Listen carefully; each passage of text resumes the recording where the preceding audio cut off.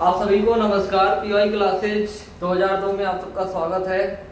आइए आज हम लोग पढ़ते हैं टेंस का पार्ट 3, प्रेजेंट टेंस का इंट्रोगेटिव सेंटेंस बनाने का नियम।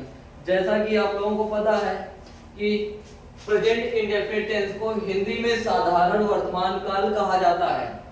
अब प्रेजेंट इंडेफिनिट टेंस का पॉजिटिव और नेगेटिव हम लोग पढ़ चुके थे। अब इंट्रोगेटिव सेंटेंस बनाने का नियम। इंट्रोगेटिव सेंटेंस का हिंदी मतलब होता है प्रश्नसूचक वाक्य।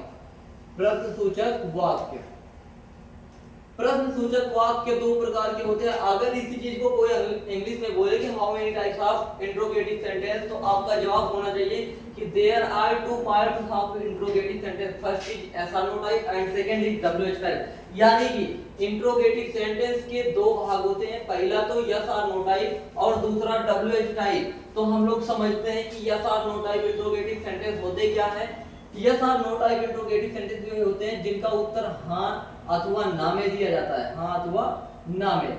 जैसे फॉर एग्जांपल मैं कह दूं कि क्या राजा पढ़ता है, क्या राजा पढ़ता है। अब अगर राजा पढ़ता होगा तो इसका जवाब यस में देगा, बोलेगा यस सर। अगर नहीं पढ़ता होगा बोलेगा नो सर। तो इससे पता चलता है कि जिस हिंदी वाक्य में क्या क्यों कहां कैसे आदि शब्द वाक्य के पहले लगे होते हैं और उसका उत्तर हां या ना में मिलता है, तो उसे हम yes or no type interrogative word कहते हैं या सेंटेंस कहते हैं।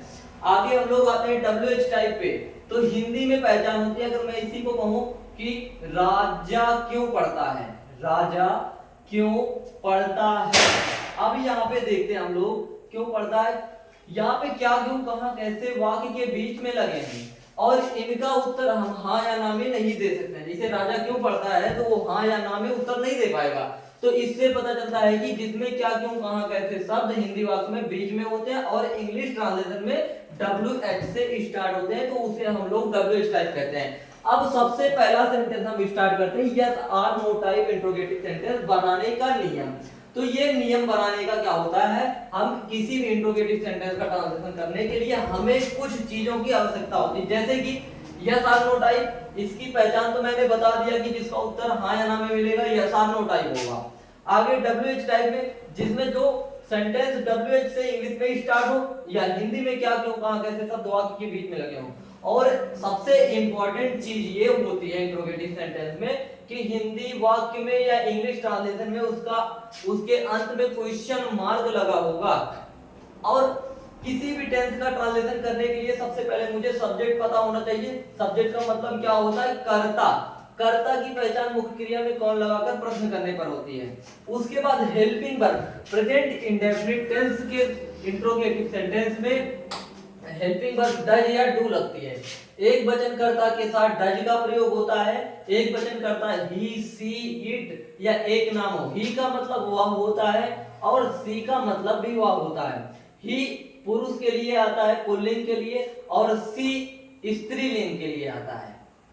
आगे बहुवचन क्या होते हैं, डू का प्रयोग बहुवचन के लिए किया जाता है। जैसे I we you they. I means मैं होता है, मैं में बहुत से लोग आते हैं। वी मींस हम होता है, हम में हम सब आते हैं। यू में तुम सब आते हो। दे माने वे होता है।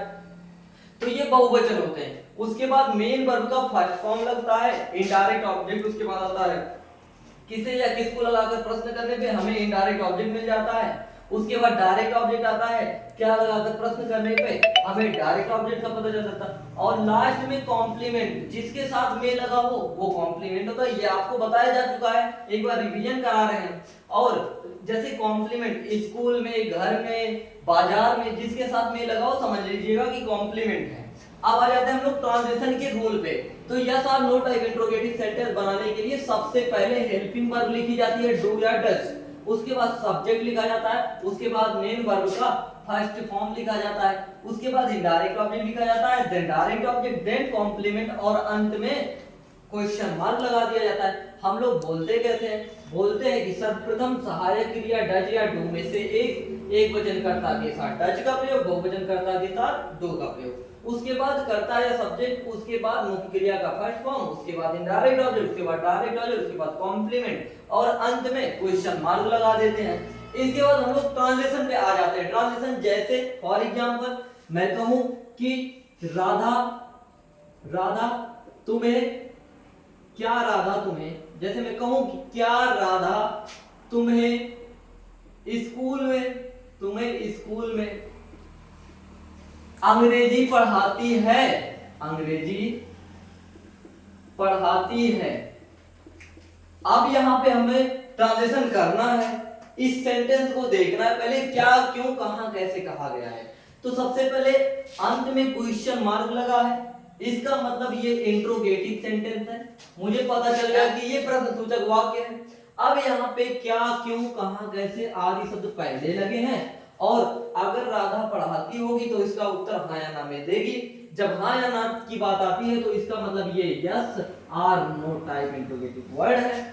और उसके बाद ती है प्रेजेंट इंडेफिनिट टेंस की पहचान है कि जिस हिंदी वाक्य के अंत में ता है, ती है, ते है अथवा ताहू आदि में से कोई एक लगाओ, वहां पे प्रेजेंट इंडेफिनिट टेंस होता है। और पढ़ाना मैंने बताया था कि मेन वर्ब में जिसके हिंदी वाक्य के अंत में ना का उच्चारण हो जाए या मुख्य क्रिया सबसे अंत में होती है, वहां पे मेन वर्ब है पढ़ाना, ये क्या मेन वर्ब है। उसके बाद क्या पढ़ाती है, अंग्रेजी पढ़ाती है। क्या लगाने से डायरेक्ट ऑब्जेक्ट मिलता है, और स्कूल के साथ में लगा, मैंने अभी बताया कि जिसके साथ में लगा होता है वहां पे कॉम्प्लीमेंट होता है, तो ये कॉम्प्लीमेंट हो गया। अब बात आती है किसे पढ़ाती है, तुम्हें पढ़ाती है। किसे लगाने से इनडायरेक्ट ऑब्जेक्ट मिलता है, तो इनडायरेक्ट ऑब्जेक्ट तुम्हें हो गया। उसके बाद कौन पढ़ाती है, राधा, कौन लगाने से सब्जेक्ट मिल जाता है। मेरा रूल क्या है ट्रांसलेशन का, तो सबसे पहले हेल्पिंग वर्ब। अब हम लोग देखेंगे कि राधा एक वचन है बहुवचन, राधा किसी का नाम है और एक वचन है, तो सबसे पहले क्या लिखेंगे, डज लिखेंगे, डज। हेल्पिंग वर्ब वाला सिस्टम हो गया, उसके बाद सब्जेक्ट पे जाते हैं, फिर राधा RADH राधा हो गया, डज राधा, सब्जेक्ट भी हो गया। मेन वर्ब पे जाते हैं, पढ़ाना, टीच मींस क्या होता है, पढ़ाना, यही फर्स्ट फॉर्म है, डज राधा टीच। उसके बाद मेन वर्ब हो गया, इनडायरेक्ट ऑब्जेक्ट जाते हैं, तुम्हें, यू मींस होता है तुम्हें, टीच यू, इनडायरेक्ट भी हो गया, आप डायरेक्ट पे जाते हैं, डायरेक्ट है इंग्लिश, यू द इंग्लिश। उसके बाद डायरेक्ट ऑब्जेक्ट कंप्लीट हो गया, फिर मैं कॉम्प्लीमेंट पे जाता हूं, स्कूल में है कॉम्प्लीमेंट तो हो जाएगा इन द स्कूल, और एंड में क्या करते हैं, क्वेश्चन मार्क लगा देते हैं। ये आपका ट्रांसलेशन क्लियर हो गया।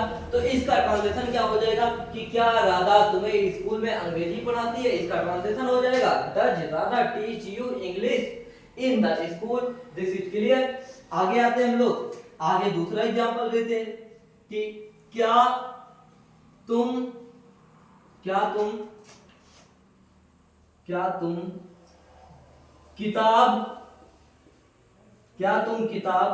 बेचते हो, क्या तुम किताब बेचते हो, क्वेश्चन मार्क लगा दो। पहचानते हैं सबसे पहले कौन सा सेंटेंस है, तो यहाँ पे क्वेश्चन मार्क लगा, इसका मतलब ये इंट्रोगेटिव सेंटेंस है। अब ते हो प्रेजेंट इंडेफिनिट टेंस है ये, और बेचना मेन वर्ब है। क्या बेचते हो, किताब, क्या लगाने से डायरेक्ट ऑब्जेक्ट मिलता है, कौन बेचता है, तुम, ये सब्जेक्ट है। क्या पहले लगा है, और इसका उत्तर हाँ या ना में मिल रहा है, इसलिए इसका कौन सा सेंटेंस होगा, यस आर नो टाइप होगा। ट्रांसलेशन का रूल क्या बोलता है, सबसे पहले हेल्पिंग वर्ब लिखो, तो तुम, आई वी यू दे बहुवचन होता है, बहुवचन के साथ डू का प्रयोग होता है, उसके बाद सब्जेक्ट लगता है, सब्जेक्ट यहाँ पे यू है। उसके बाद मेन वर्ब बेचना, सेल मींस होता है बेचना, डू यू सेल। उसके बाद इनडायरेक्ट ऑब्जेक्ट नहीं दिया है, कोई बात नहीं, डायरेक्ट ऑब्जेक्ट पे चलते हैं। डायरेक्ट ऑब्जेक्ट द बुक है, द बुक। उसके बाद कॉम्प्लीमेंट भी नहीं दिया है, अंत में हम लोग क्वेश्चन मार्क लगा देंगे। तो क्या तुम किताब बेचते हो, इसका ट्रांसलेशन हो जाएगा do you sell the book, do you sell the book. एक एग्जांपल और देख लेते हैं, क्या महिमा